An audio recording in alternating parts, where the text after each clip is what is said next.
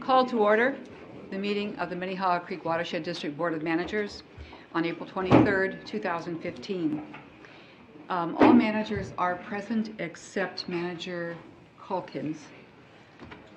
Manager Shackleton has stepped away for a moment. The first order of business is administration of the oath to Manager Rogness and to myself as we begin our terms. And to administer the oath, we have District Legal Counsel Lewis Smith. Managers, if you would stand and raise your right hand and repeat after me. I, Sherry White, Kurt Rogness. I, Sherry White. I, Sherry White. Do solemnly swear. Do solemnly swear. That I will support the Constitution of the United States. That I will support the Constitution of the United States. That I will support the Constitution of the United States. And of the state of Minnesota. And of the state of Minnesota. And of the state of Minnesota. And will faithfully discharge the duties. And will faithfully discharge the duties. And will faithfully discharge the duties. Of the office of manager. Of the office of manager. Of the office of manager. Of the Minnehaha Creek Watershed District. Of the Minnehaha Creek Watershed District.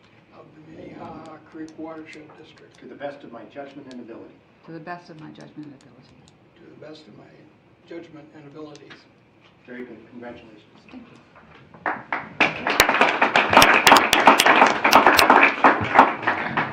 Welcome, Manager Rogness, and thank you for being willing to serve on our board.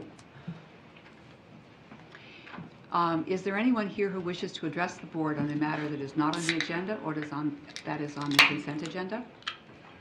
If you wanted to come forward, Ms. Hall.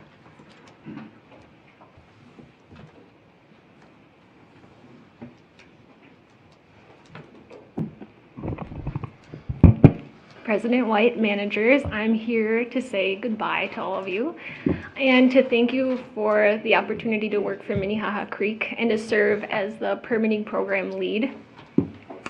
I'm so proud and grateful to have worked for such a forward-thinking and solution-based organization and to have been part of a team of highly motivated and talented staff that's truly unmatched in the industry.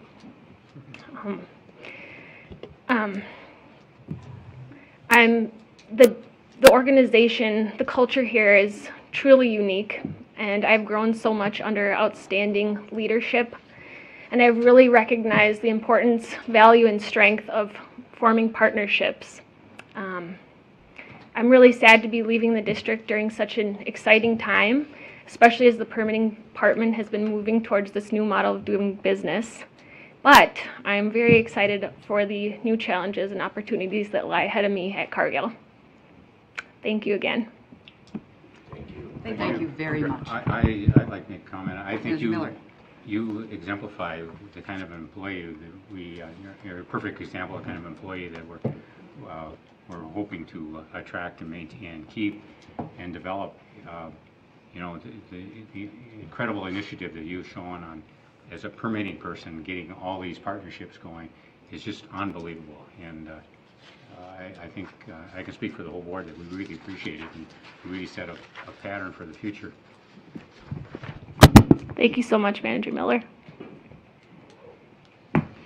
Thank you. Thank you very much. And I'll depart from formality and say Courtney. Thank you so much. Thank you. Congratulations.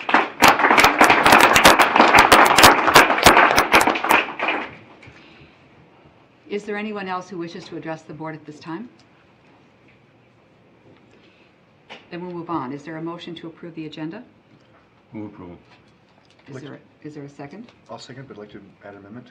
What would you like to add? Add a report from Metro Mod under item 10.1. 10.1.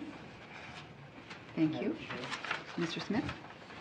There is, at least on the agenda, distributed an item 16 that refers to a closed session pending litigation. And just to be clear, I'd ask that the agenda be amended to state that that is to discuss a claim from a former employee.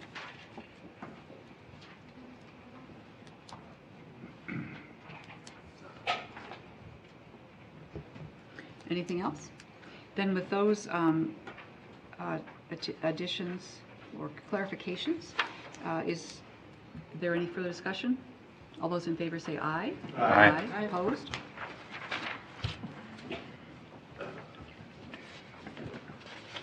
The position of secretary of the board is not filled. Are there nominations to fill that position? I nominate Kurt Rogers. I'll second that. Is there another nomination? I nominate Jim Calkins. Jim Calkins. Is there another nomination? All those in favor of Kurt Rognes as secretary, please say aye. Aye. Aye. Those in favor of Manager Calkins? Aye. Aye. Okay. Mr. Rognes, Manager Rognes, will be secretary of the board. And I have a folder of things for you to attend to.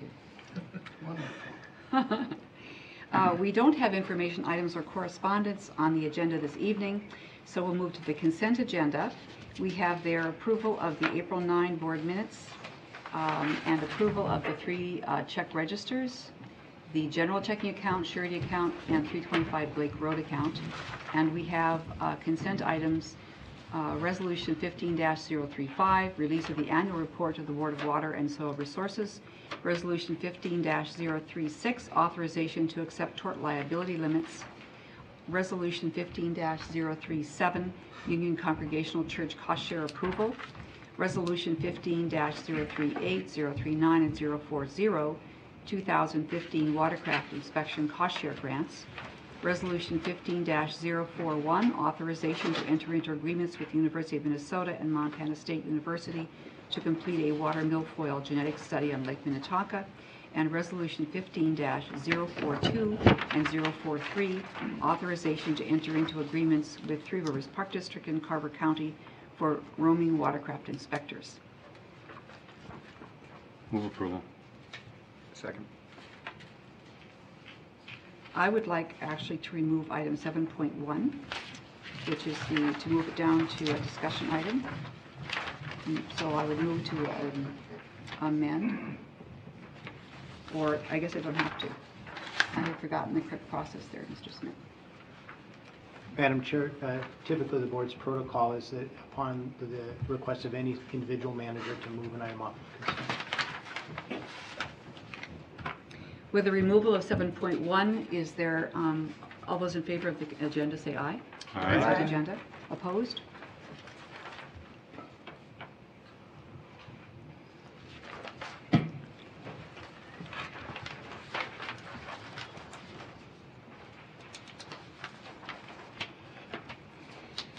Under 10.1 board updates, my president's report will be very sweet because I've been on vacation. I haven't done much.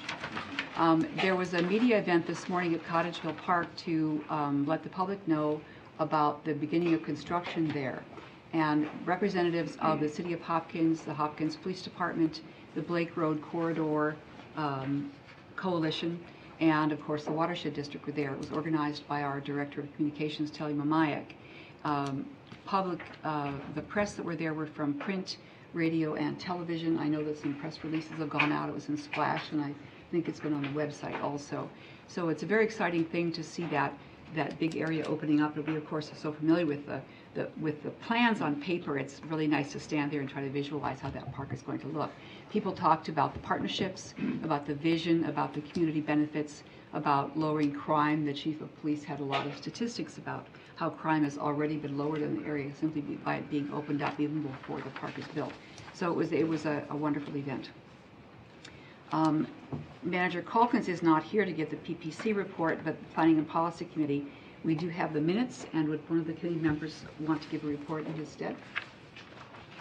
I'm happy to. Manager Go ahead. Shackleton? We talked about the comprehensive plan at length and how focal geographies would be dealt with by staff and by the board as they relate to our basic plan of operations. And spent a great deal of time with that. It was a very insightful conversation. Then we talked about Painter Creek, sub-watershed planning, and 6 Mile marsh planning, as well as an update on the Mayana Creek Greenway. Thank you. It's a full night. Report on Metro Mod. Okay. Manager Olson? Okay.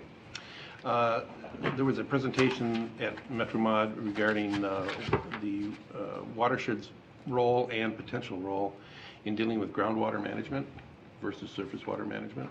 And there was a very open discussion about possibilities for future involvement. And that went back and forth.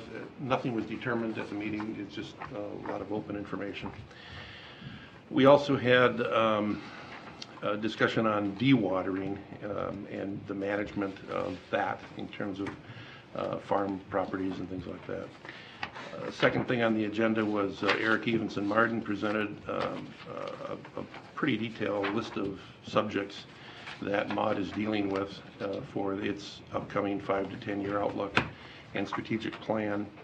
It's basically centered around MOD's future and whether or not watersheds in the state are willing to create a staff and an administrator to take the place of our current administrator, Ray Bone, who has announced his retirement. So that whole thing is up in the air, and what the future plan is going to be discussed. Bowser's made comments about getting closer to having their rules finalized, and Terry Yearwood from the DNR talked about the Christmas Lake results and the ongoing monitoring that'll be done to make sure that the results we have so far are indeed valid. And finally, the Minnesota Department of Health got involved with groundwater, again, in their aspects of groundwater and management, and talked about a solvent that's been discovered in New Brighton and what they're doing to solve and approach that problem. Is that from the old munitions?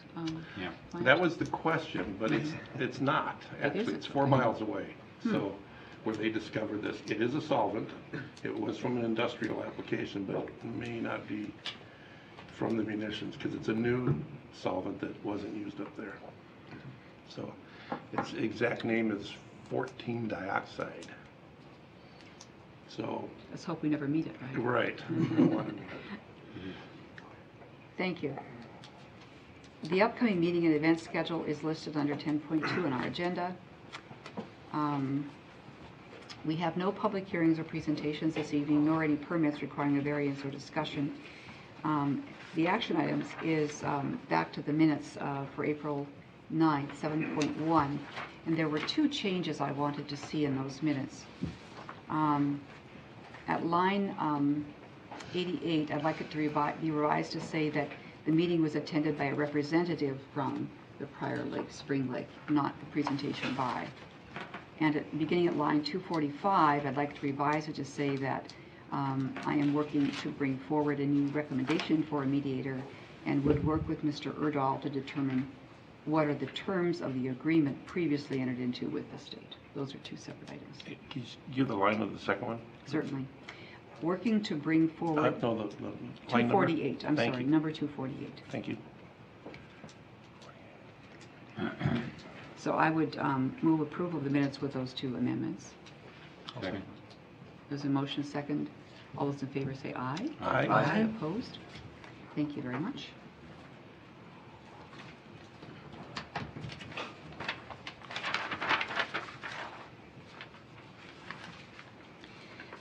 Board discussion item 14.1 is a request regarding EIS watercraft inspection protocol at Christmas Lake. Mr. Schneider, you're down as a presenter here.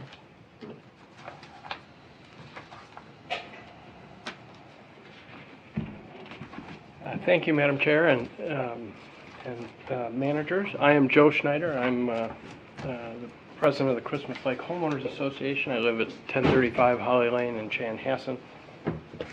I want to thank you for the opportunity to speak with you tonight.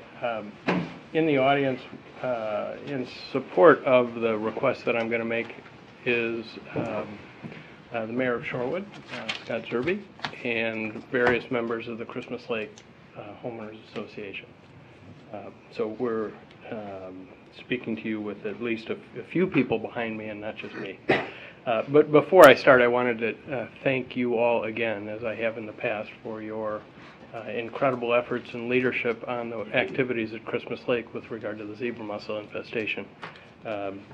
That has had some major news in the last week, which I know you're all aware of. We're very excited about that. It also leads us to a new place as we think about where we are. It should be noted and recognized publicly that none of our efforts would be accomplished without your participation, because you provided leadership for everybody on this issue, and I really appreciate it. Thank you. So tonight I'm here to give you a little perspective, at least from the seat that I have, and talk about the zebra mussel activities, zebra mussel eradication activities, as well as a request for some more aggressive prevention activities for Christmas Lake in a pilot program for the next 2 years. If I can make the technology work here, we're gonna have a show for you. That's not it. There we go.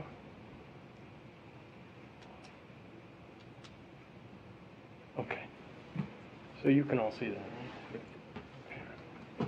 right? I don't know if it's clear, but the activities that happened at Christmas Lake were in this very small spot in yellow.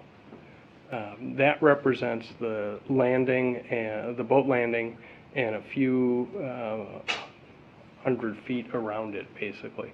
So as you can tell, it's a very small part of the surface area of the lake, and it's a very infinitesimal part of the volume of water in the lake.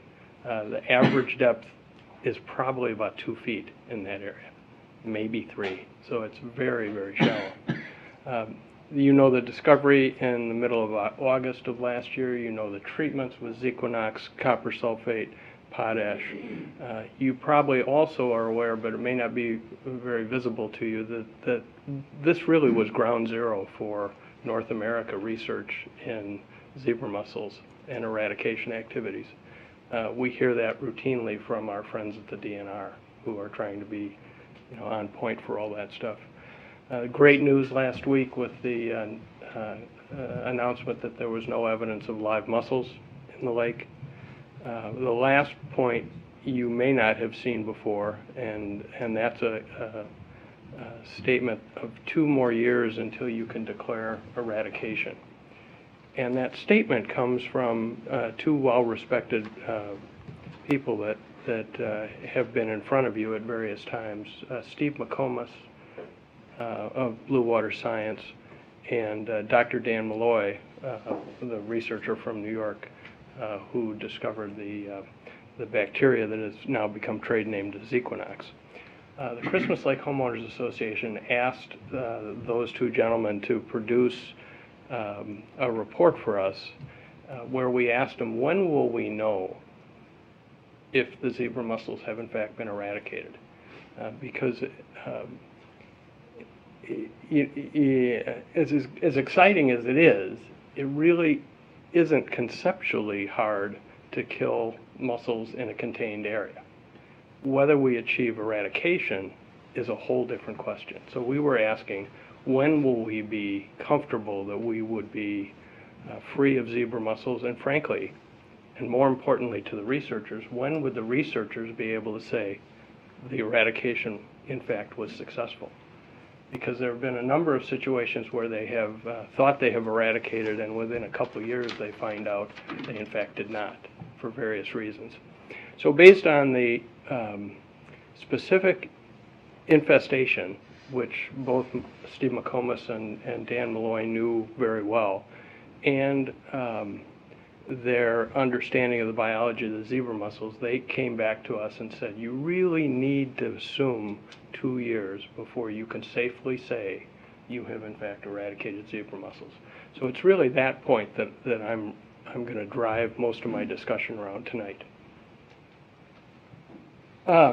So the rapid response activities are done, and that was fantastic. An incredible level of cooperation between all the organizations, the City of Shorewood, the DNR, the University of Minnesota Research Center, the Minnehaha Creek Watershed District. Fantastic cooperation. And the Homeowners Association played a part in that as well. You can see the ideas that were there, the treatment costs, which were raw costs out of pocket, consulting costs, which were raw costs out of pocket, staff time not generally dollarized, volunteer time not generally dollarized, temporary boat ramp, equipment rentals, etc. There was a substantial amount of effort to get this activity to the point it's at today. We were thrilled to participate in the experiment because we knew that it would have value for the state, for Christmas Lake, for the state, and hopefully other places across North America. And yes, the zebra mussels were killed in the containment zone, and that's fantastic. But the most important question remains unanswered and won't be answered for a while. Did we in fact eradicate them? So if we find mussels, zebra mussels, in 2015 and 2016, we can imagine that we might have put the containment zone not in the right place. We might have missed some mussels. We might have had a flaw in the treatment effectiveness. We might have had a miss in the diving, looking for live mussels this last couple weeks, or it might be a new infestation, because that could happen as well. And in any case, the research will not be able to say that it was eradicated. You will have lost that credible statement. And the past is done. We can't change where the containment zone was.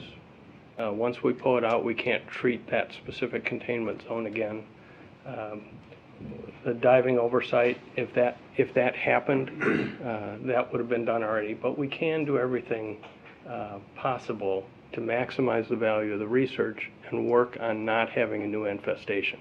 And that's really what I'm focused on tonight, is trying to figure out how can we do everything possible in the next 2 years so that we don't have, we don't inflict a new infestation on Christmas Lake, and we're actually able to see that the treatment was effective. So I have in this slide a little perspective of the things that you can do in AIS prevention on a spectrum from do nothing to restrict entry. The things that are in red, the education, the inspection, the thermal decontamination on the trailer, those are things that the DNR does today. They do, I would argue it's a quickly dropping off chart that says education is very high on their agenda, inspections lower on their agenda, and decontamination is pretty rare on their agenda. As the $10 million in program aid has been rolled out from the state to the counties, we are seeing a tremendous increase in the number. I'm on some groups that are involved in that, and we're seeing a tremendous increase in the amount of inspection activity that we think is going to happen this next year, as well as there are some decontamination units being purchased, and I would say there are a handful around the state. And there is, again, some more education going on in that area. But that's as aggressive as it is. What I'm going to suggest is that for Christmas Lake, in the next 2 years, inspection isn't enough for a research project. And I say that knowing it's a pretty good tool that we have. We think it's done a lot of good across the state. It probably did a lot of good for Christmas Lake. But frankly, people know how to answer the AIS inspector questions to not have them look any harder at your boat. AIS often hides between the boats and the trailer. in the bunks of the trailer. Very hard to see, very hard to get out, and frankly, inspectors are human. And it's not bad, but it's not as aggressive as we could be.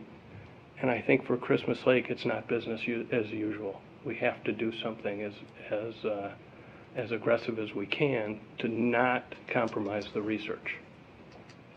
So we're proposing a pilot approach for 2015 and 2016, just 2 years, and the 2 years would be associated with the amount of time that it would take to be able to confirm to the research, as evidenced by Dr. Malloy and Steve McComas, that 2 years would be able to say pretty convincingly, you have in fact eradicated zebra mussels. It would be the first time, frankly, that it's been done. So it's pretty powerful stuff. So we're asking to go as far as you can without restricting access. We know that's a non-starter. And so we're suggesting 100% decontamination of the boats coming in, the watercraft coming into Christmas Lake. And for those watercraft that routinely go to Christmas Lake, you've already experienced with program in the AIS area this last couple of years, a fast path approach where you tag a boat if it's coming out of the water, and it can go right back in that water without having to have anything looked at. And we think that should be there as well, and so we would support that. So the bypass for watercraft that have an intact breakaway seal makes total sense. So if it came out of Christmas Lake, it's going right back into Christmas Lake, no issue at all. And we have a lot of fishermen that I've met over the last few years that we've been doing inspections that say, I fish at Christmas Lake every day, or I fish at, it's the only place I go, I fish at Christmas Lake. This would be, I would say, just an absolute minor inconvenience to them. First time get decontaminated, after that, free pass. So that's the concept. I'm sorry. With the new board member, can you just explain what an intact decontamination breakaway seal is? Sure. Apologies. There's a zip tie that they use that goes between that ties the boat to the trailer. And if the zip ties are serial numbered, so you have a nice control mechanism on it. And if the zip tie has not been broken, in other words, the boat has not come off the trailer, you know it hasn't gone anywhere. And the watershed district has piloted that in the last couple of years, and it's a very nice approach to be able to be comfortable that you know that a boat has not gone anywhere else. Yeah. Now, again, I spend a fair amount of time working at the statewide level, and I look at this research project as something incredibly important from the point of view of treating potential zebra mussel infestation at any lake. But nobody's done a decontamination program like this. I mean, the number of decontaminations done statewide is probably in the numbers of less than 100, maybe less than 200. I mean, nobody's done this. It's the decontamination is the most effective tool in the toolbox, and yet it's barely used. Now, it's more expensive. It's time-consuming. It also can have flaws. It's not a perfect solution. Gabe Jabor from the Marina will tell you it's not perfect. Again, it's the best tool we've got today. So we think that's the right one. But we don't know how boaters will respond to it. We are concerned about delays in getting boats into the water. And for a long time, we've had a belief that boaters ought to get their boats prepped in advance rather than coming to a boat landing with your kids in the boat and the toys are all in the boat and the beer is cold and you're ready for the day, and the next thing you got to do is get decontaminated. That's not something anybody wants to do. Frankly, they don't like inspections for the same reason. So, you know, with the concept of the breakaway seal, you could get your boat decontaminated a day before, 2 days before, a week before, 2 weeks before. Doesn't matter. So we think that behaviors have an opportunity to be affected by this, and I'd like to see that. Operationally, there are some issues. We have boat landing that's right in a neighborhood. So we've got some neighbors that are concerned about noise. That's not an unfair concern. These decontamination units aren't quiet. So we have to, you know, assuming we're able to move forward, we have to address those things. We have to worry about traffic tie-ups. And there'll be a variety of other learnings. Again, nobody's ever done this. Best tool in the toolbox, more decontamination units being put out there for use, and we don't know a lot. So I look at it from a statewide point of view and say we're going to learn a heck of a lot if we have the opportunity to do this. Now, we don't have the opportunity to do this just by the watershed board saying go. The city of Shorewood has said go. The watershed board needs to weigh in on this. But at the end of the day, we have to go forward to the DNR. The DNR has the authority to allow this or not allow this. So it's not a gimme, but we are looking for your support. I can tell you as a homeowners organization, we will do everything we can do to try to stop the spread from happening. We are sharing a pontoon boat trailer to avoid having rental trailers brought in and out of the lake, to not have them go from Minnetonka into Christmas Lake. We did that in the fall when we took boats out. We're doing that again in the spring. We are sharing the tools, the barrels that we use to install docks, so we don't have them coming from various lakes around. We are decontaminating. We did in the fall, and we would like to do it again, decontaminating service provider watercraft that come in. We have, with the cooperation of our homeowners, we have limited the number of barges that come on the lake to 2, and we try to get all the barge activity done when they're in and not have them come in and out, because barges are very hard to clean. We fund 50% of the AIS program. We're providing a security video camera this year, and we would be providing a decontamination unit that we have available and have had for the last couple of years. So we would like to do everything we can. The City of Shorewood supports the pilot project as well. Most importantly, they unanimously approve support for the recommendation. They have been a partner with us and with you actively protecting the lake. They signed the DNR delegation agreement, which gets them the authority to let us have inspectors at the landing. They're going to take that security video feed, they're going to get it to the South Lake Police Department, they're going to get it up on the City of Shorewood website so that anybody at any time can see how many boat slips are available, how many trailer slots are available at our boat ramp, whether or not the gate's operating, any activity that's going on. And the City of Shorewood has been operating and maintaining the gate at the landing, which quite frankly has reduced our collective cost, because we don't have to have inspectors there until the gate opens up. And I can tell you that's a problem at other lakes in the neighborhood. So we're very excited that the City of Shorewood is supportive of this as well. And the real question I have for you tonight is, will the MCWD be supportive as well? And with that, I would say thank you. Manager Olson. Thank you, Mr. Schneider. I do have some questions. This one directed to Eric and Craig, maybe.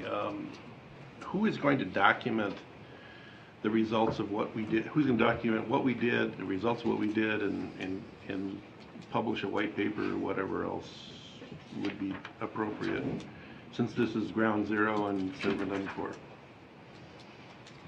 Mr. Fieldseth.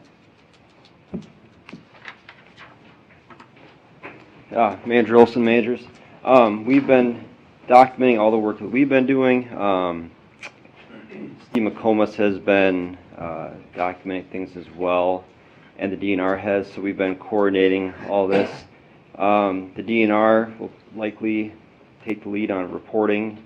I know they have a draft started. I've yet to see that draft. That'll be ongoing. As far as a report of the data and all the treatments, we'll be working with the AS Research Center to have a more scientific paper out of that. So we'll have a report on kind of what we did, more of the overview of the response, and then a scientific paper as well.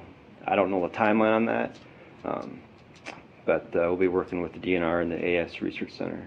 Okay. I know one of the items that was mentioned by Terry Yearwood at the MOD meeting was that the DNR did learn quite a bit with this exercise, and that they understand, number one, element of success with speed and early detection and jumping on it, and you guys did that really well, so kudos to you. The other thing they also learned is that it takes a mix of treatments, not just one. If you look at any one of those treatments, you get 98%, effectiveness. Well, 2% is enough to not work. So by putting a cocktail together of different approaches, I think that was very effective. This one is more directed to Joe. You're not restricting entry to either all boats or transient boats. Okay, so you're struggling with that, and you're trying to find a way of allowing people to come in, and then you're taking this yeoman's effort to wash the boats. The tags, are they going to be our tags that we're giving to you, or you're getting from us? How do you want to? Well, I would suggest that that's what we do, and quite frankly, I think we can start that immediately. Okay. I mean, that is not, from our point of view, that's not anything that we have to wait for. Okay. This decontamination unit, this on a trailer, you already own it? You have it? We own one. We've owned one for about 3 years. Okay. We've had it with the Minnesota Inboard, the Malibu boat dealer on Highway 7, and he has operated it. But I would say the number of times that it's been used is, you count them on 2 hands. I thought that was a sail display. That little yellow thing that he had on the side of the building. Yeah, the yellow thing was a containment pad for the water that comes off, okay. And it was stolen. So we have a new one that's being delivered. All right. So it might have been a sale. Somebody thought it was a good deal. The last question I had is, a boater shows up, are they going to be charged for this decontamination? No charge, no. So who's doing the work and who's? Well, we already have a team of inspectors that will be on site, and that's a group from Waterfront Restoration. Really, with some help from the Watershed District, we connected with Waterfront Restoration. We're working the details of the contract right now, but we've come to an agreement that will allow us to move forward. When we've talked to them, we've said if there's a potential that we could get to a full decontamination program, it will be the same resources at the same cost. So that's the cost of the resources are covered. We'll have a little bit higher. We'll have a little bit higher cost for training them. Because we'll have to pay for their training with the DNR to be a level 2 inspector as opposed to a level 1. But I would say that's pretty minimal. So the equipment is there. We have some operational details that we will have to work out. You have to have the ability to refill the clean water, and you have to dispose of the wastewater. So with the city of Shorewood and other players, if we get that opportunity, we'll have to figure out some of those details. Okay. Thank you. Manager Shackleton? Mr. Fields, can you just, given a new manager again, can you just give us a breakdown on what happened in 2014? Like what was the status quo? And the next step is going to be how would that evolve? And I think you got to some of the answers just now. As far as the inspection program? Yeah. Like what, On our if Christmas I Lake? showed up with my boat, what would I Oh, sure. Yeah. Currently, you know, the DNR has a delegation agreement to local units of government that basically gives them their authority from the statute that allows watercraft inspections to occur, and they have a protocol on how that happens. If a person shows up with an inspector present, these inspectors are certified from the DNR. There's level 1, which can search the outside of your boat. And then there's level 2, which can search further inside the boat and do decontamination. If a person shows up, they're inspected. If they find, let's say, aquatic vegetation that's easily removable, they would remove it, get the boat into a clean state, I guess you could say, and then they could launch. There's different protocol that prompts a decontamination, and it's really not a very clear protocol. Obviously, if they find zebra mussels, you can turn them away. You can send them to get decontaminated. Currently, I don't know if you can really force somebody to get decontaminated if there's one on site.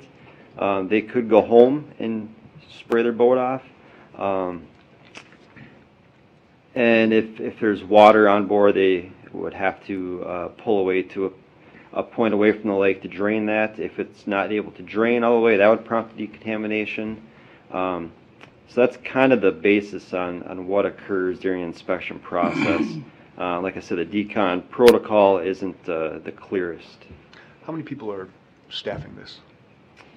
If Like in kind of time frames, from when to when, and inspectors on site, Yep.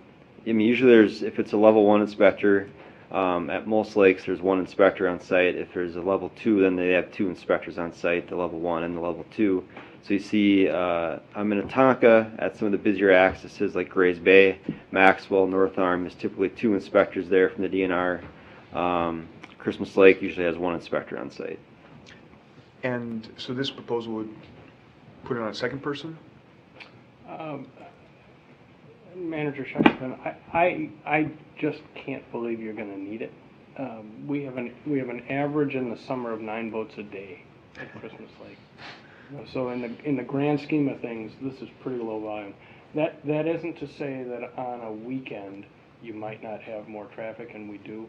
And if we needed to, we could ramp up the staffing on that. Sure. The supplier, Waterfront Restoration, is going to have somewhere between probably around 5 to 6 people that will be in their pool to staff this.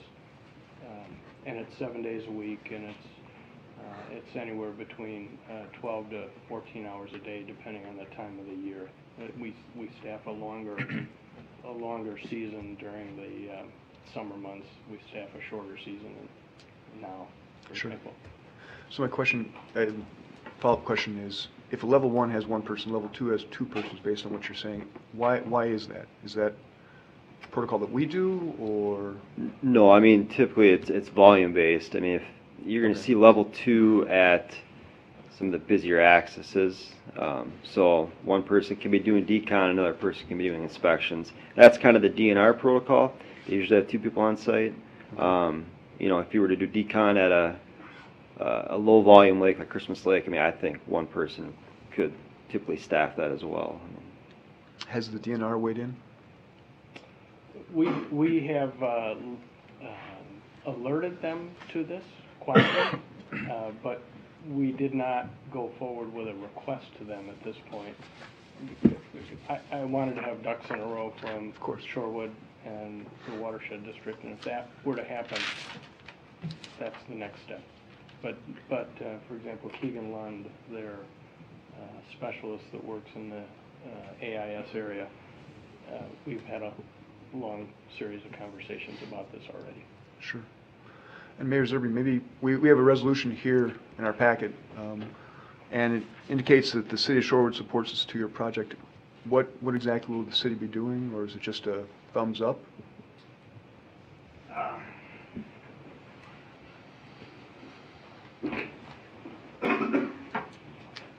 Welcome, Mayor Zerby. Thank you, Manager Shackleton. I think Mr. Schneider had described that the city is providing a number of things, the gate and the gate access. We're providing power to the site, which will help with the security system. We are helping to monitor the site through the South Lake Minnetonka Police Department, as well as our own city website. Our staff is involved on a regular basis, making sure that the ramp and the site is maintained, that the waste receptacles are provided, as well as proper signage is there as well. We also have obviously worked with the residents and had numerous forums with them in terms of how this should work. We did hear some resident feedback at our last meeting where we made this approval. We had one resident who lives next to the site who had some concerns naturally about the sound from the equipment, as well as how the parking would do if there was an overflow situation. And our council took that to heart and made that part of the resolution as well, to make sure that those issues are addressed before moving forward. So that's, I think, the basis of what we're doing. So, Okay. Thank you. thank you. Manager Blixt. I wanted to ask more about, not for you, Scott, but probably Joe, the process for the DNR itself. So it sounds like you have had conversations with them, and so really the request to them is to make changes to their delegation agreement with us. Is that the process? And is there some sort of formal request that has to go forward, and who does it come from, and how does that, and how fast would we be able to get a response from them? Do you have any indication of any of that? I'll tell you what I know, and I'll Okay. tell you what I suspect. I believe that the city, because they hold the delegation agreement, has to request a change to their plan, to their program that's the basis of the delegation agreement. So I think that's a part of it.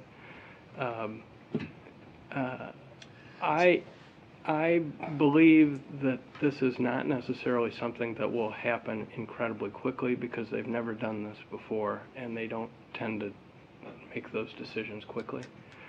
I do think that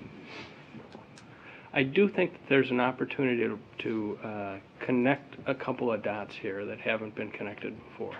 The $4 million in Lessard Sam's Outdoor Heritage Grants for innovative pilot projects to reduce the spread of aquatic invasive species should be playing into this.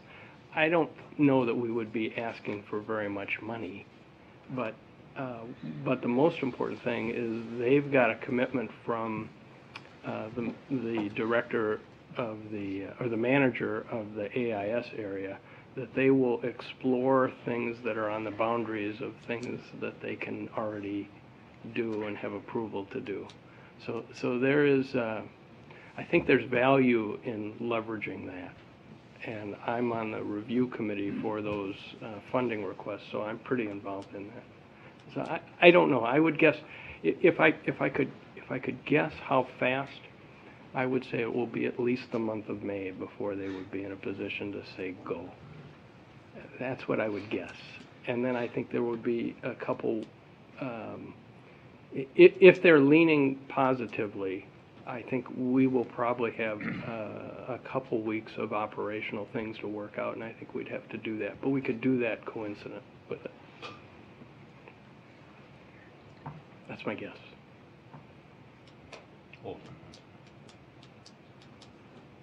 I'm sorry, Manager Olson. The 3 treatments averaged around $3,000 each, I understand. Zequinox was roughly $5,500.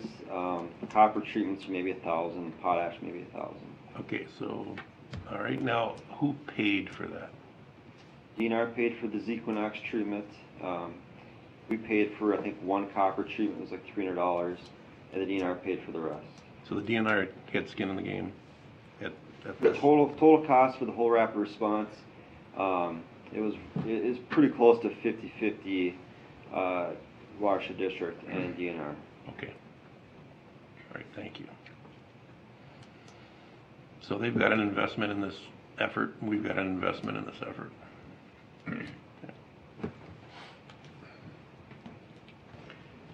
Manager Miller? I got a moral obligation to support this because in the 80s when the DNR proposed the public access, I supported it here on this board. So I've got no choice but to vote for it. I support it as well. Before we move on, I'll recognize you in a moment. What is the motion? The motion is to support the proposal to have decontamination and I would evolve. describe it as inbound decontamination of all watercraft, with exception of those that have an intact breakaway seal from Christmas Lake. That's probably not worded very well, but that's the.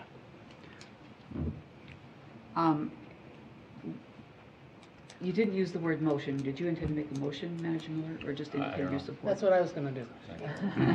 Let Pam do it because her hands are clean. Mine aren't. Manager Well, Brist. and my motion was really just going to be to support, move that the board support the recommendations of the City of Shorewood and the Homeowners Association to go forward on the process to implement this plan. Sure. Second. Moved and seconded. Is there any further discussion? Yes. Manager Shackleton. So the idea of the zip tie, how does that dovetail with this statute, the bills that will eventually become statute that are moving through the legislature right now? And I know you've been paying attention to them, which is why I'm asking you. And I have. And you know as full well that the position that the bills take is Yeah. much more liberal than what we were advocating for. Yeah. Right. So. Manager Shackleton, I don't believe that any of the legislation that's in flight is addressing the breakaway seal. There is some proof of decontamination that is in the bill, but I don't know that it's specific to how they're going to do that. It may be a document that you get, as opposed to anything else. I know. I read the bills and I didn't quite get what the process was going to be. I was hoping you might. I think it's a little loose still. I'm more concerned about transportation stickers and things like that. Yeah. Yeah. But there is language that is going to eliminate some of the questions about can you require decontamination. That to me is an important element. Again, this is the decontamination element of this in general across the state is still very new. They just haven't done a lot of it, but they are not. What they're trying to do with the legislation is they're trying to close the gap and say if you fail an inspection and there's a decontamination unit, you have to get decontaminated. They're going to make it a requirement. They're not going to leave it up in the air like they have, because in the past they've had various ways that they could consider a boat decontaminated, and air drying is one of those. Mm-hmm. Right. So they're trying to close that gap and say if you fail an inspection and there's a decontamination unit nearby, you have to get decontaminated with thermal decontamination, which is the phraseology that we use. That's the only one that requires the hot water. Mr. Smith? Madam Chair, managers, there is one issue that I'm not sure we're clearly discussing, and that is the legal authority of anyone to require decontamination of something that's not yet proven to be contaminated. And I know that that's an ongoing subject, and Mr. Snyder's recognized that too. So that's obviously a key issue that needs to be discussed with the DNR, and it's largely, I think, a discussion between the city and the association and the DNR. But I wanted our board to be aware that an expression of general support for this initiative is fine and appropriate, but there's this legal issue that needs to be addressed. Manager Shackleton? I'd like to offer one amendment to the motion, and that is, this is predicated on, there's an experiment that was done last winter, and this proposal is predicated on a 2-year window, after which Yes. it could be declared clean. And if that's the case, I think we need to add a level of support for speedy access, so that by doing this process, we don't impede the ability for people to get onto the lake. I don't know how that plays out at a practical level at the ramp. But if this becomes a protocol that would be replicated across the state, in theory, that's an issue that I think would come up in the policy discussions of why do this if we're going to slow things down and make it harder to get out on the lake. Is there a second to the motion to amend? Second. Manager Olson? This is for Manager Shackleton. Do we want to have a sunset to this support? Is it a 2-year, or do we advocate indefinite washing? That's a policy question. I mean, I think I'm going down the same path you are. That's a policy question of what our organization supports. We've been requested to support a proposal, and it is a proposal drafted on a napkin with some detail, and I'm not ready to say that decontamination is the best outcome. I am not a scientist, and I do think that we should respect the scientists who work at the DNR and our own who work here. I have a little trepidation with this, only in that it can queue up a series of policy questions akin to what you've just raised, political questions which we've been dealing with at the legislature, and I'm not ready to put that stake in the ground. I am willing to say, if the city of Shorewood is willing to step up and do these things, and we have support from the homeowners association, Lake Association, I'm willing to say let's give it a shot and see if we can get the DNR to test something that is different. And the proposal asks for 2 years, and this doesn't qualify, I don't think, in a scientific sense as an experiment, but we understand that because we have taken an action that's unusual, and we know that we have at least 2 years to find out if it took, Right. that 2 years is the logical extension of this program. So I interpret the motion to be to give our support for this proposal, which is a 2-year program.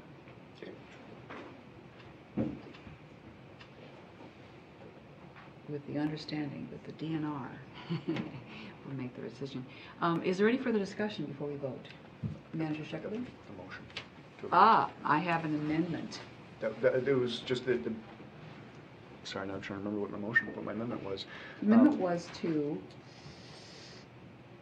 I wrote it down, what you said. Support for speedy access. Yes, Speedy access. or not to restrict access, which that's the negative as opposed to the positive, but I think folks are focused on the negative.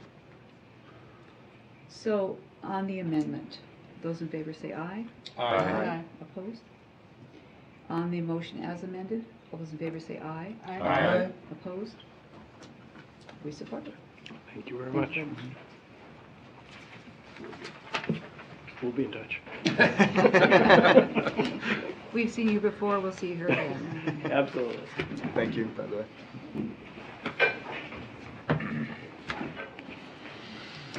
Item 14.2 on our agenda, the Minnehaha Creek Greenway Route 20 Restoration and Trails Initiative Construction Update. Mr. Heyman and Mr. Lochner.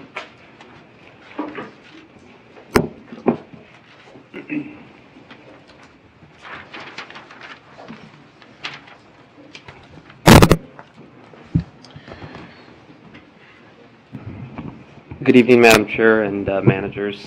We wanted to take an opportunity now that the weather has kind of taken a turn for the better to update you on a couple of the projects we've had in active construction throughout the winter, and some that have been active but somewhat on hold, one of them being the Reach 20 restoration. So you may recall this project The stream restoration portion began construction in 2012-2013, and then in the winter of 2013-14 we started trail construction.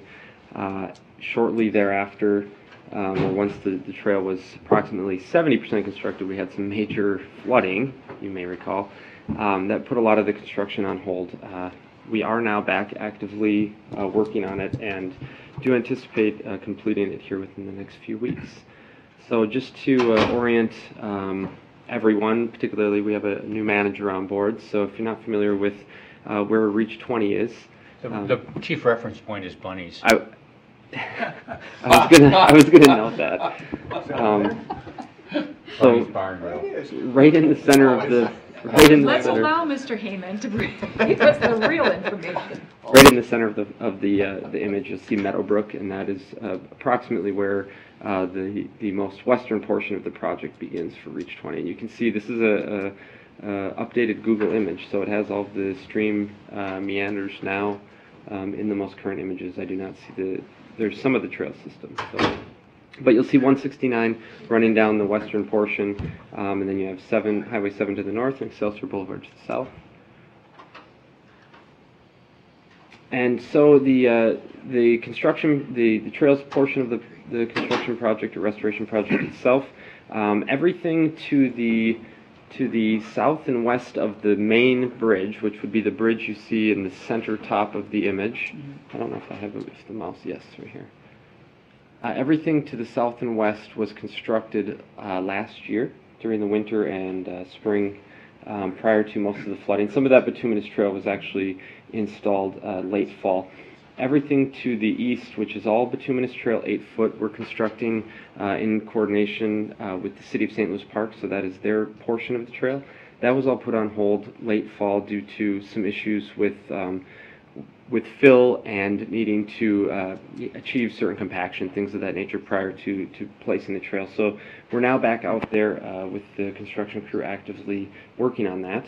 So to give a little bit of an update, what you see here is these are the geogrid walls that we talked about late last fall that were needed in order to alleviate having a retaining wall with a guardrail on it.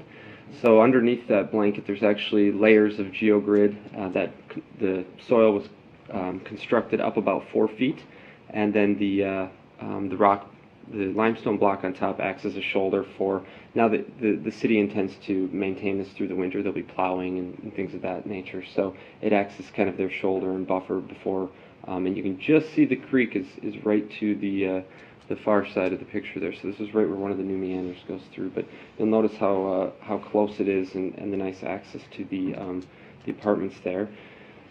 So another view, this is how it stands today. It will be paved within the next week or so. We're essentially just waiting for the asphalt plants to open up. They haven't been open with road restrictions on. Those were now lifted, so they should be starting soon. So mainly what will happen is an 8-foot bituminous trail will be laid in the center of what you see, and then you'll have 2-foot shoulders on each side that will all be topsoiled and seeded. So working through some of the area you may be familiar with where we walked through, this is one of the areas where it gets very close to the stream, where you have close proximity, and this is a lot of what the trail system through this portion looks like. These are the braided trails that you may remember the city decided to add at their expense a little bit later. So there's 3 braided trails up to the apartment buildings. They're roughed in. This is just a crushed granite. The trail itself will remain. The little pad that you see there, that will be poured into concrete, and the benches from the St. Louis Park Rotary will be placed on those. So there's a variety of benches that were donated to the project to overlook the site. Sorry, do you have a question? There. Yes. And there'll be 3 of those throughout the project, along with 3 trail connections up to the to Meadowbrook Manor. So the stones that we saw are going to be surrounded by grass. Is that right? Correct, yes. So everything that whole slope, it's all seeded and there's the erosion control blanket in place, and that will all be native grasses. And some of the additional braided trails, it's tough to tell to orient yourself. The creek is right there next to the tree. This is the little kind of prairie glade area, so that trail's been roughed in, and they just placed those limestone benches. So those blocks are intended to be kind of a seating area for folks. Was that the work of a very active beaver? What's that? Was that the work of a very active beaver? No, I don't think so. Boy, I wouldn't want to meet that one. I hope not.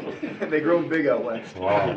So they're finishing up the retaining wall near Louisiana, and we've been working on that connection there. And then the portion I just wanted to show here was now that we have stream flows that you can actually recognize the channel that was constructed 2 years ago. And you know, it's odd that in 2012, right before we started the stream restoration, we were able to walk the channel itself. It was completely dry, and in 2013 and 14, it was flooded. This looked like a lake essentially. So the nice thing is we've been able to really view the restoration itself, the stream construction, and it's all held up really well, with the exception of the one area where we hadn't done any improvements that we went back in this winter and just touched up. Which is now complete as well. But all of the fabric encapsulated soil lifts, you can see the root wads are actually, they've started to collect other tree debris, which is, you know, great habitat, and also helps to deflect any wayward kayaks and canoes from getting stuck in those areas. But we've also spotted a few fish in the spawning areas that have been out there, so there's just been a lot of activity. I know Darren was out with a group of folks, and there's muskrats living in some of the root wads, so we're just really starting to see the restoration and all the vegetation take place. And this particular picture, it's difficult to see, but there were about 75 tamarack planted out there last year as well, and they're all just starting to bud now. So throughout the area, all the vegetation improvements that we were able to put in late last fall or into October, all of that has really taken off. With the kind of ideal weather we've had. Where are the tamaracks on there? What's that? Where are the tamaracks on there? They're scattered throughout both sides, I so... think they're only about 2 feet tall. Yeah, they're... The ones that I can see. Yep. It's hard to determine the sticks. They're between, they range in size, there were 2 different potted sizes, so they're between 2 and 5 feet tall, and they're out onto that, what would, you know, kind of appear, the inside meander bend, the peninsula area, as well as they do cross, so we wanted it to look like the stream's cutting through the grove, so there are some by the boardwalk as well. And with that, I wanted to turn, so part of the construction update this evening is the signage element, the education area element. And so that, another thing you probably likely haven't seen is the education area is complete in the sense of all the railings and everything are now in place. The only thing missing is the signs. And those, Darren Lochner, education manager, has been working on, and I'll turn it over to him to give you a bit more details to the progress on that. I will say, we have it lined up with the fabricator who's essentially ready to go, and we're hoping to have them installed by June 1st. So with that, I'll turn it over to you to give a little bit of a explanation on that. President White, Board of Managers. You know, a key component of many of our projects here in the Watershed District is being able to tell our story. And I think we have a great opportunity here at Reach 20 and throughout the Minnehaha Greenway to use interpretive signage amongst other education tools to, again, tell our story, connect people up with what we've done at the site. And so probably since I think last fall, we've been working with the sign designer, Dogtooth Design. Staff has been working very hard on initially kind of crafting the message and what we want to say. And as you see here, this is the education area, which will be the focal point for the interpretive signs.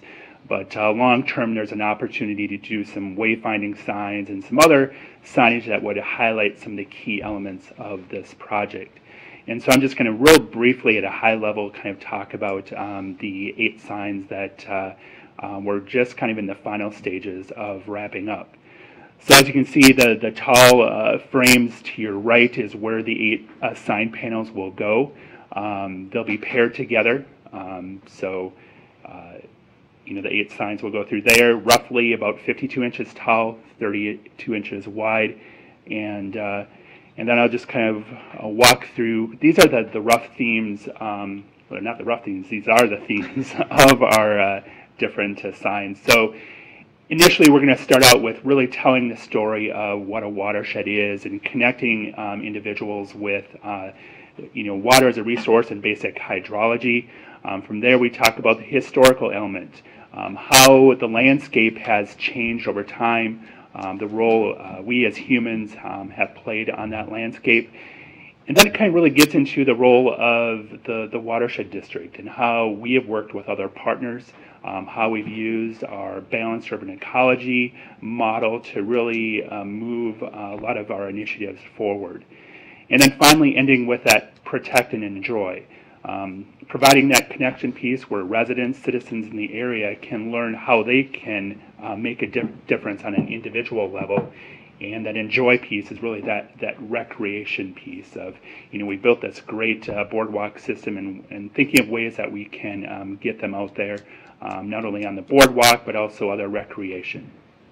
Just something occurred to me. I saw drafts of those, or whatever final drafts, I guess, of those signs, and it's really a good message. And I was just wondering if it would lend itself to a mailing to that Interlochen Park area where we did that previous mailing, to let them know what actually has happened there, and that it's available for, just put them in page sizes, and to encourage them to, because it's a very close neighborhood, but I don't think they associate themselves with that side of Excelsior Boulevard. Manager Miller, Board of Managers, I think you are correct. I mean, these signs have an opportunity to live beyond that education area in terms of how we can incorporate some of these messages or some of these images into other education materials. And I've even thought of even signage within the building itself, because we've invested a lot of resources in working with our sign designer, working with staff and other partners to put these messages together. I mean, he's done a great job of kind of blending original artwork with photography, and again, this is just kind of a real high-level overview. If you do want to see any of these signs at an individual level, I can definitely get them out to you. Yes? Manager Olson? Okay, now, we saw those big wood frames. Correct. And that they're going to be mounted. There we go. And there's 2 per open frame. Mm-hmm. Are they swinging in the wind, or are they rigid? Very rigid. Very rigid. So the structure is designed, so every element you're looking at there, the beams, both the vertical and horizontal, as well as those T-bolts or brackets, are all designed structurally to support the wind load of these signs. Okay. And then the signs themselves and the frames that will be attached are all, the frames or the brackets that will hold the signs are designed from the same material that you see there. So there'll be 2-inch pipe, top, bottom, studs running down the backs. And then they'll be installed with vandal-proof screws, so they can't actually be removed without a special tool from the backside. And the fronts will have no holes, nothing, so it'll just be a clean-looking picture. Thank you. Well done. Manager Robbins? Is there a parking lot that would serve someone like me who wants to bring his grandkids here to take a look? Manager Rognus, Bunnies. managers, currently, if looking at this particular picture, if you see the trail moving to the right, so if you were to follow the boardwalk and then it cuts to the right there, that actually connects right into Creekside Park or Isaac Walton Park, so right in St. Louis Park next to the Municipal Service Complex. So that's the closest parking area. What street is that? Oxford Road. So you can go up Meadowbrook and onto Oxford. The City of St. Louis Park, at their Municipal Service Complex or Municipal Service Center, one of the elements I didn't include a picture of is just last week they found a location where they decided they now want the trail to connect right to their MSC. They want people to come right out onto the sidewalk. They just added sidewalk on Oxford last year in anticipation of this project going online. So folks will now have access through the MSC onto Oxford and up to what would be the future light rail station.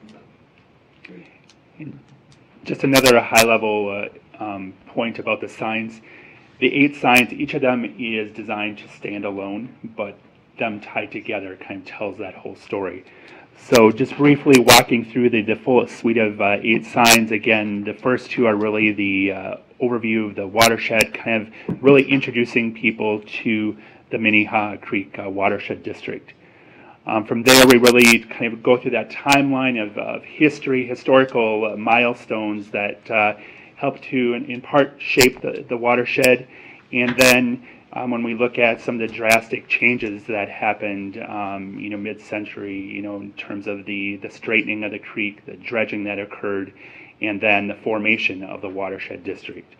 which kind of brings us to the signs 5 and 6, really focusing on that balanced urban ecology, the benefits of really looking at this whole system as a greenway, and connecting to these other projects. And so, as was mentioned tonight with the groundbreaking at Cottageville Park, there's an opportunity to continue to tell our story at other projects up and down the greenway through sites like that as well. And then I'm just going to finally, to the last two, protect is really that individual stewardship, ways that individuals can make a difference, and then that final piece is that enjoy. We have a great resource here in Minnehaha Creek, and this is a way that individuals can, connect with that resource again. Thank you, Mr. Lockton. Manager Shackleton. Can you go back one slide, please? One more? Sorry. In the timeline, pre-settlement, discovery and claims establishment, I would kind of revisit discovery. I think pre-settlement, post-settlement might be a better phrase. Manager Shackleton, managers, that is one of the items we discussed today as a group when we went through these in their draft form. There are some edits that are to be made, and that's definitely one of them. Okay, thank you. Yep. Board of Managers, and as I mentioned, we're kind of on the final stretch with these signs. Staff, met today to look at some of the wording, some of the graphic elements that we still will be working with our designer to make some last improvements. But as a whole, I think we're very pleased with how this whole suite of signs blends together. And I think it can leave an individual with really a positive feeling in ways that how they can connect with us as a watershed district and Minnehaha Creek. Thank you, Mr. Heyman and Mr. Lockman, for your great presentations and the work that you and all staff have done on this wonderful project. Are there managers who have other questions? Manager Blixt. What's the status of the canoe landing in that area? Is that going to be incorporated with the new standards that we've established? Yeah, Manager Blixt, managers, the canoe access, well, there were two that were constructed as part of this project, and those that design was actually incorporated as one of the design standards for our new kind of overall standards. So it's ADA accessible, it's in place. It does need some touch-up based on the construction activities that have recently taken place, but I was out on it this morning, and had there been water in the stream or more water in the stream, it would have been very, very easy to use. But it is incorporated as part of the project and constructed. It's just a matter of now some finishing touches with it. And to your question, the standard is included in our standards. So it's somewhere we can point to for other cities and say this is one of the ways that we could do these, rather than having the pier that gets kind of washed out and cut out. Right. And great. Manager Blix, also another parallel component, as we brought before you, the signage that goes with all the canoe landings, we'll be having individual conversations with the municipalities up and down the creek. So that will be another piece that's going to be coming forward at this site as well. Manager Miller. When Jim Calkins and I advocated for purchasing the Weiss property that eventually developed into this project, I don't think we had in our wildest dreams it was ever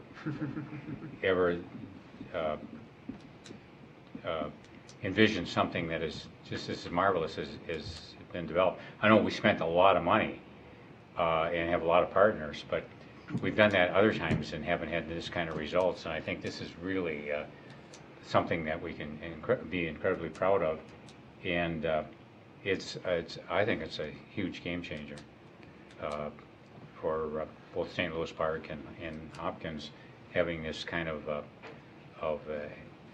amenity on the creek that they were probably principally responsible for the degrading the creek into an industrial ditch over the last 50, 60 years, but this partnership that's developed with all the people that have put time and effort into it is shown off with I think it's just marvelous. I don't think there could be I don't see anything that I'd want improved at all on the thing. I don't want to spend any more money either. Manager Olson and then Manager Robbins. Are we going to plan once the signs are up and the education facility is ready, are we going to have a grand opening or some sort of a ceremony to? There'll be a ribbon cutting for sure. Mhm. Mid-June, is that what you're thinking? Yeah, Manager Olson, managers, when I was on the sidewalk with the city staff last week, that was something that, we all agreed on. This definitely needs to have a rollout. They want their council and our board and, media and everyone involved. But tentatively, we're looking at mid-June. The last element really that we'll be waiting for is for the signs to be installed. Although we also wanted to wait until things green up and fingers crossed we still have some water flowing, or at least enough to where we can really show off the stream restoration and trail system itself. Well, here's why we got control of the dam. They opened it up. I was going to say, we don't need the fire hydrants the way. Yeah. When the LBJ came. Mr. Lockman? I would just like to, Board of Managers, just making one other point. Within the last 2 weeks, we've had over 80 people out on this site on tours, Master Water Stewards Program. Just this week, we had a class from the University of Minnesota. That's an environmental case studies class. And so it's been a great opportunity to showcase the work that we've done, and I think it's a good model of the work that we're doing here in the Watershed District. And we're also working with the local Meadowbrook community and how we can work with the youth in that area and get them out on the site and appreciate and take some ownership in this boardwalk and overall system. Wonderful. Manager Rogness. Well, I had the same question. So. Great minds. Great minds. Anything else? Well, thank you very much. Thank you. Yeah, this is really good work, as usual. And Mr. Heyman stays in his chair. Item 14.3 is the Long Lake Creek Corridor Improvement Project, Phase 2 construction update. Chair White, managers, we have this particular project was the one that was in full construction throughout the entire winter, and is now wrapping up probably within the next week or so, with the exception of the extensive vegetation, plantings, and management we have, but excavation and grading activities. We already have a wide variety of wildlife that have taken to the site. There's a few nesting pair of geese. You can see how close that particular one is to the construction activities itself. The floating silk curtain right behind. There's a bulldozer about 10 feet away from her. So I think. Are there places Canada geese will not go? No, I don't think so. And they like this site particularly because we're spreading seed. So they follow the guys with the bags, and they overseed, and then they actually put little piles on the side to just feed the geese, so they don't. Is it illegal to introduce coyotes into areas? Well, we've seen fox out here, so. So again, just to kind of reorient or familiarize yourself, the yellow circle is the former wastewater treatment facility for Long Lake. The red squares and rectangles that you see are the Phase 1 projects. So this was Phase 2, being that it was planned after the original corridor projects. Those three are still in active planning, one of which will be handled through the FEMA flood repairs. Another that's being addressed as the county redoes the road, and then the third we're still in negotiations with the landowners to figure out that project. But the wastewater treatment facility, or the restoration from this winter, is kind of close to the outlet of the lake where the yellow circle is. And again, just wanted to show kind of a pre-project look. You can see the wastewater treatment polishing pond is the large pond, the about 6-acre pond. On the right side, the Long Lake Creek was a ditch at this point, so it was ditched right next to it. And then the two ponds that you have, the north and south ponds, were both constructed through the MnDOT project when they did Highway 12. One is a stormwater pond and one is a floodplain mitigation pond. So just kind of to refresh your memory as to what we were doing out here. It may be difficult to see on this particular one, but maybe I can do it with a mouse. Long Lake Creek pre-project ran right straight this way, so it's straight north and south as just a straightened ditch. We were taking it from the outlet here where it crosses under the railroad, bringing it into the former pond site. There is the channel is excavated, but that area is all intended to be wet pond. And then as the elevations rise, you reach the new kind of stream channel, and that then meanders through the wetland site out towards the same culvert area where it had left the site previously. A little bit easier to see with this image, and this is just identifying as well where the vegetation will occur. So anywhere you see color, it's not deep water. And then all the green areas will all be emergent vegetation, and all the other areas will be wetland, various wetland vegetation, shrubs, and things of that nature. But you get a feel for how the stream will now meander through the site and enter and exit the site with this image. So today was the kind of the last big day or full construction day. They're laying the final pipe, so this is an equalizer pipe between this particular project and the floodplain mitigation pond from MnDOT. Now that we've cut that off from the stream, it needs access to the project area. So they were finishing that portion today. This is an image of the pond as they had excavated. What you see in the middle is an ice pile. But prior to it going online, and it's really tough to see the grades because they're minimal, but as they start to put the project online, here's where they made the initial cuts, and now it looks, with the stream flowing into the project site, you have the full open water or the deeper water pool area that's flowing then to the south. This is an image standing at that same location. What you see there is the old ditch, so it has now been filled into a wetland elevation. It's been seeded. You'll see a lot of straw mulch and whatnot going on there as well. But it's fully seeded for establishment as a new wetland area. So no longer a straight ditch channel and fully protected from being recaptured. And from the other end of the project, the new stream channel that's flowing through the wetland restoration on this end. So you have about a 1 foot, 1.5 foot stream channel up to 18 inches. And what impresses me about projects like this is that from the opening of that stream channel to the culvert where it needs to leave the site, they had 0.6 of a foot to work with. So it's always it's exciting when you see that it actually flows. You know that they've constructed it right. It's a little nerve-wracking when it's going on. Would it be wrong to ask for you to play the video? I can definitely pull it up if I have access to the web. I didn't put it in the presentation itself, and I don't know if folks did see. We did have video of the connection, this portion here when they were putting it online. That's been posted on our website and was sent out, I believe, earlier or late last week. It is very, very cool. It is really neat, and it's You know, Bob, I shouldn't ask this if I don't, but there was part of this Long Lake Creek beyond this site that went through some kind of a landfill of some sort or another. And did we find any partners to work with us on remedying that?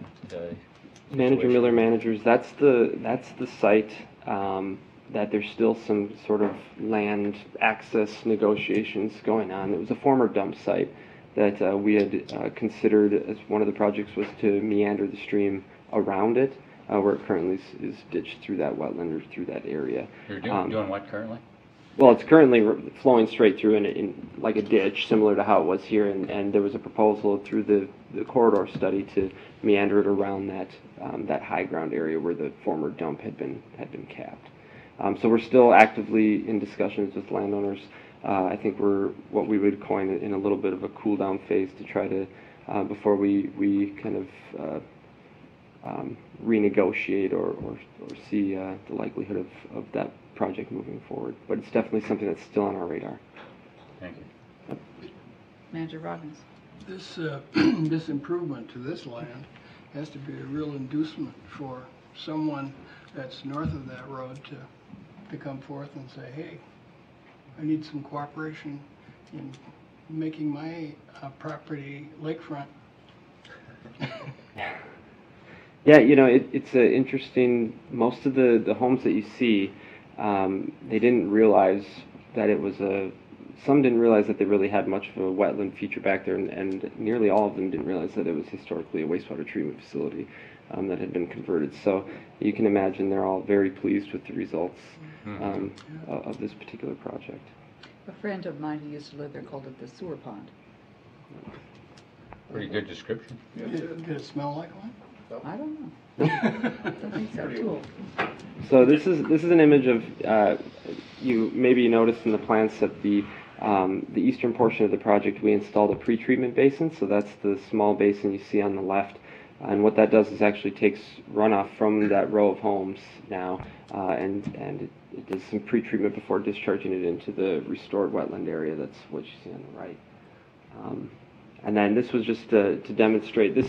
Previously, you wouldn't have been able to see any of these trees or through here. The amount of buckthorn on this site was, I don't know if I've ever seen so much buckthorn in one area. So they've done a great job, and that's part of the ongoing contract. So we'll finish excavation and grading by mid next week at the latest. We actually have a punch list walkthrough in the morning. And then the planting, there's 30,000 or just shy of 30,000 plugs that are currently being grown in greenhouses that will be installed between May and June out on this project. And the invasive control for both hybrid cattail and buckthorn will be ongoing for a variety of years. Now, there was some preliminary discussion about trails and stuff, but the community didn't want them. So we don't have access to it. Manager Miller, managers, there's an informal. So that's correct. The original feasibility proposed a trail system, a fishing pier, some other. I think there was a parking area. And at the time, the city, as well as some of the residents, they weren't. They didn't really like the idea. So what we have done with the city's coordination is the maintenance path, which is what you see here coming off of Orono Orchard Road, and it moves its way down through the project and follows the old berm. It was to end at the stream location. The city asked that we continue that maintenance path up to the MnDOT path, because those are both mowed, or that one is mowed throughout the summer, and they will then mow this one as well. So it'll be kind of an informal walking trail. It's just grass. We're actually in discussions with the city right now to add a first sign, just a very, very brief sign that says who the partners were and what exactly occurred out here. And it sounds like they want that to go in. So we've heard from some of the residents. The main concern was there's an old maintenance path down along this portion for the old sanitary sewer, and there still is a sewer line that runs along there. And these residents, they were hopeful that there wouldn't be access because their backyard, the easement is actually in their backyards. So some of them mow up or over that road. So there won't be access there, but there definitely will be walkers out here. So the neighbors kind of confiscated the easement. Yeah, they tend to. That's been one of the ongoing questions from all of them is if we'll re-slope and grade their yards, and we'll just return it to the maintenance path that it was. So. Manager Shekel?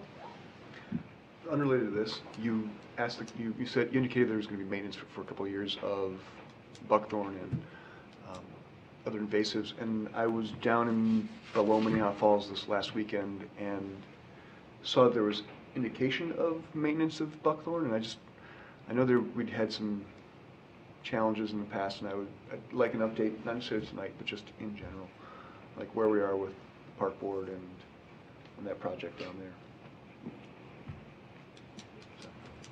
Manager Shekel, the manager's noted. I don't have that information for you, Sure, but we of can course definitely not, get of it. course. Absolutely.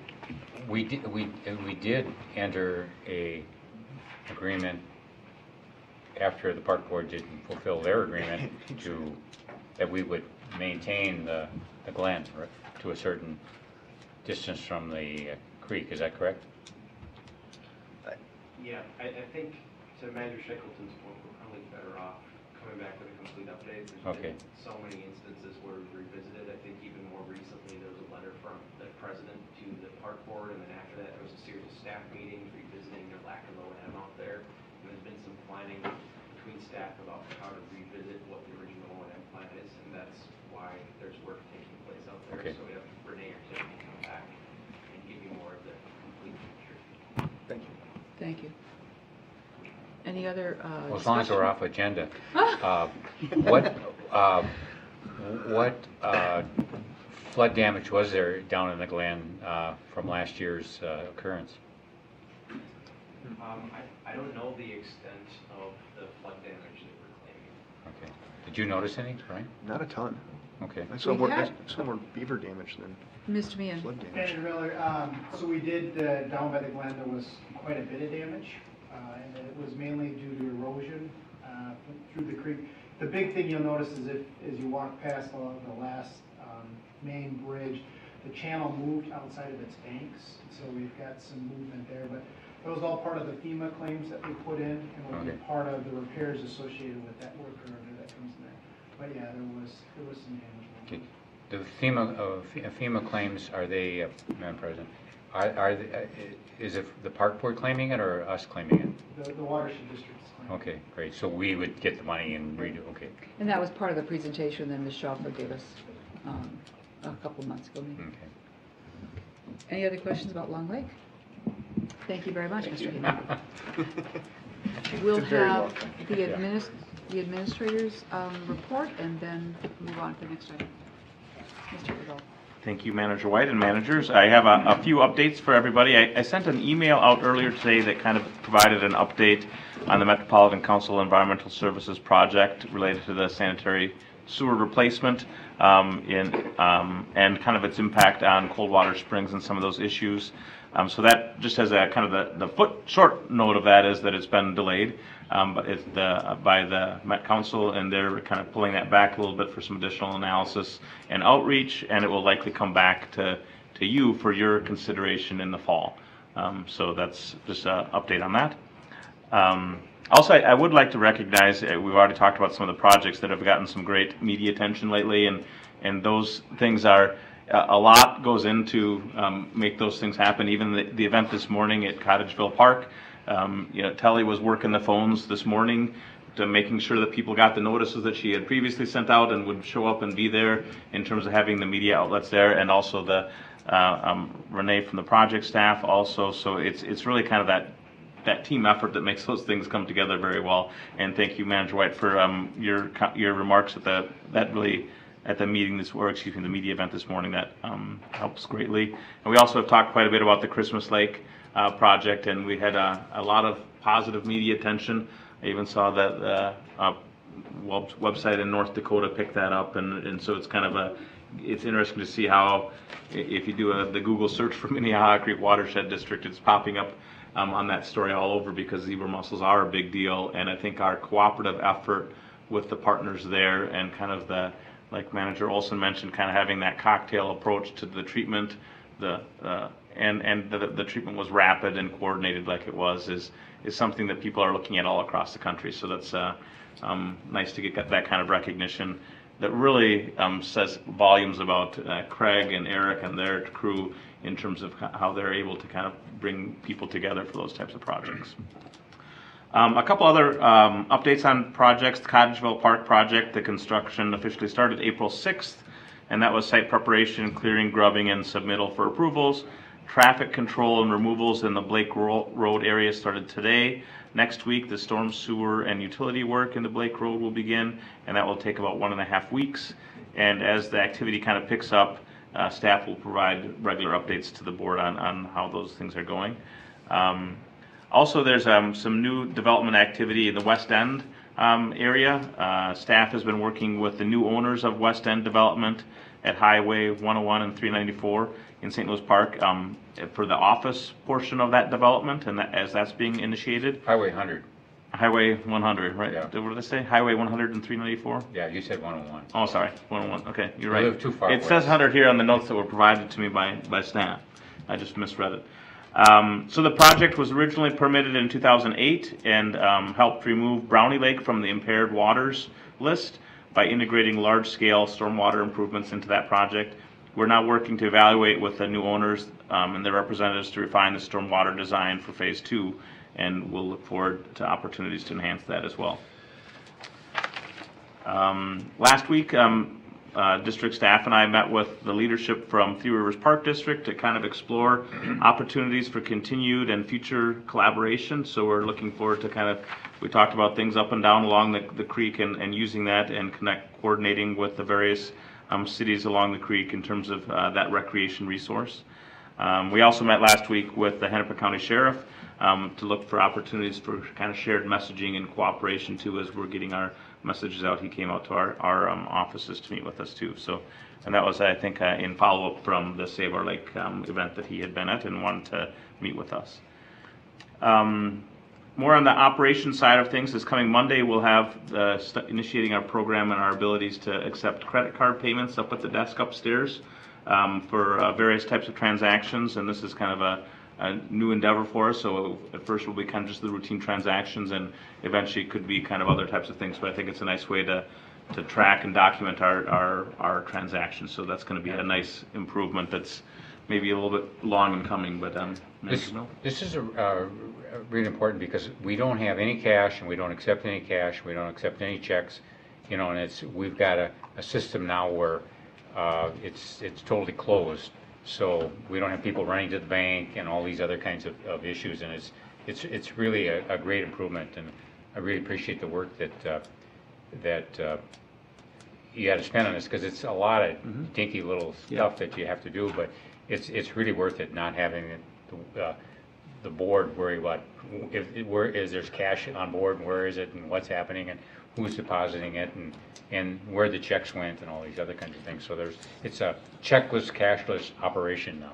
So we don't do any more pelt trading? No more pelt trading. Do we kill the beaver? No, for those 5-foot beavers. We are all comedians tonight. Go ahead, Mr. Earl.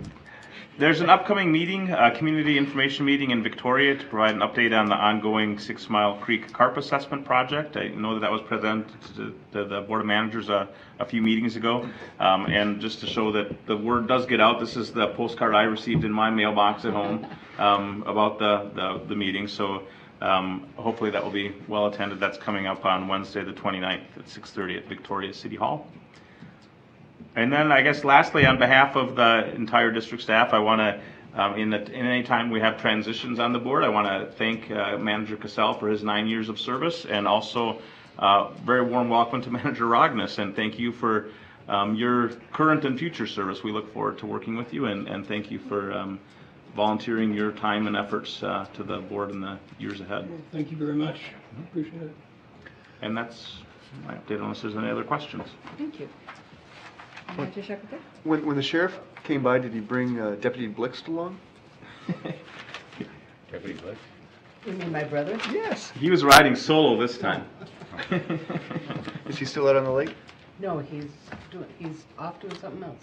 Okay. Yeah. But he was very interested in looking at, they do a lot of messaging on the lake and have different types of signage and things that we could, and we were also talking with some of our staff about kind of the flood response and communication for those types of things. So he is very interested in what we're doing, and also interested in opportunities to connect with us. All right, thank you very much. Manager Olson, you have your I'm going to talk face on. Go ahead. It's just a minor thing. The retreat that's coming up, it says promenade. Yes. Where in the promenade? That's a huge... We'll get directions. I don't even know the answer. Okay. We'll get directions. Thank you. Sure. At this point, we will be going into closed session. Madam Chair, managers, we received a claim from a former employee, and I'd like to request a motion to authorize us to go into closed session for the purpose of receiving confidential legal advice about the process and response to that claim. So moved. Second. Motion second. Those in favor say aye. Aye. Aye. Does this have to be recorded? No, we'll go into the adjacent conference room, and as a reminder, the process, at the end of the closed session, we will come back here, open the meeting, and adjourn. Okay.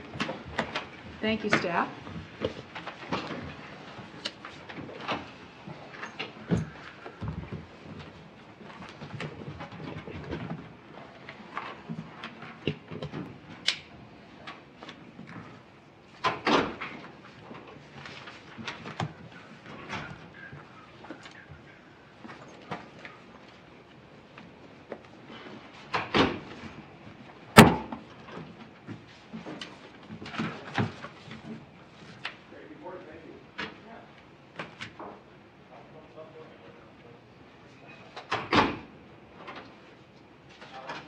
I'm going to grab a cup of water before we dig in.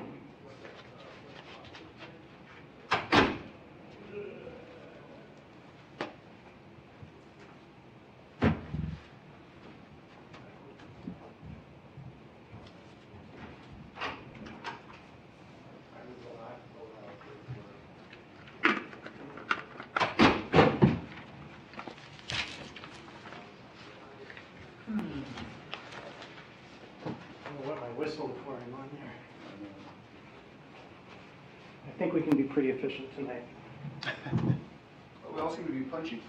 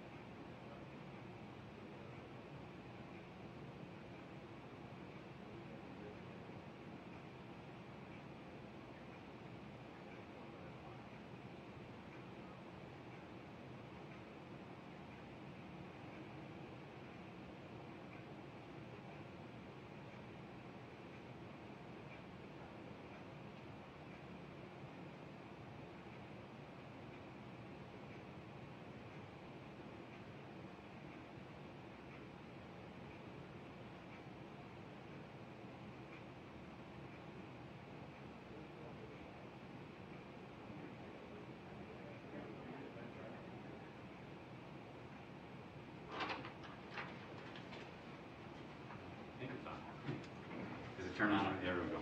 I'm gonna make a speak. Not about this. No.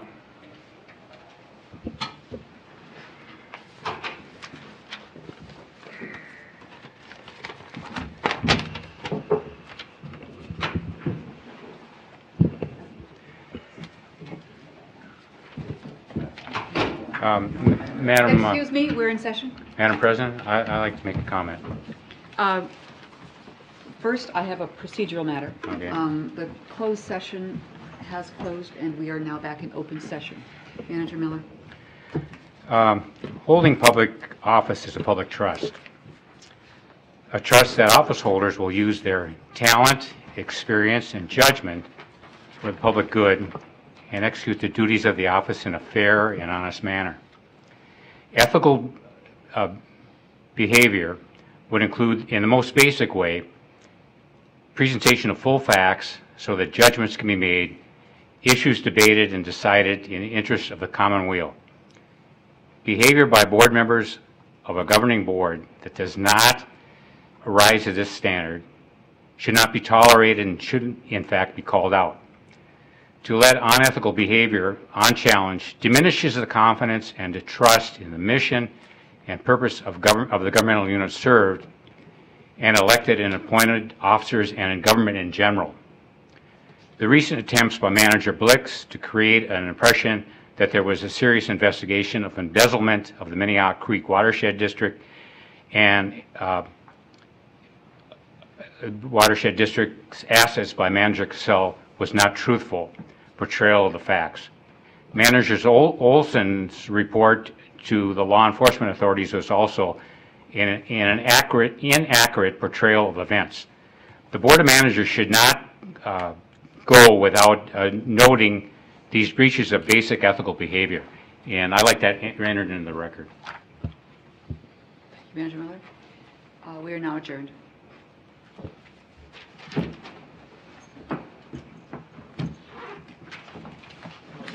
Checks to sign.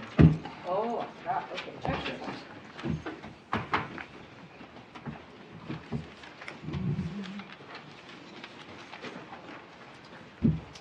Lars? Yes. Thanks to staff for updating our books here. Yeah. Appreciate it. Manager Rognus, I have your oath, the written oath for your signature. And we'll get it twice and we'll file them. And Tom has given me an agreement here.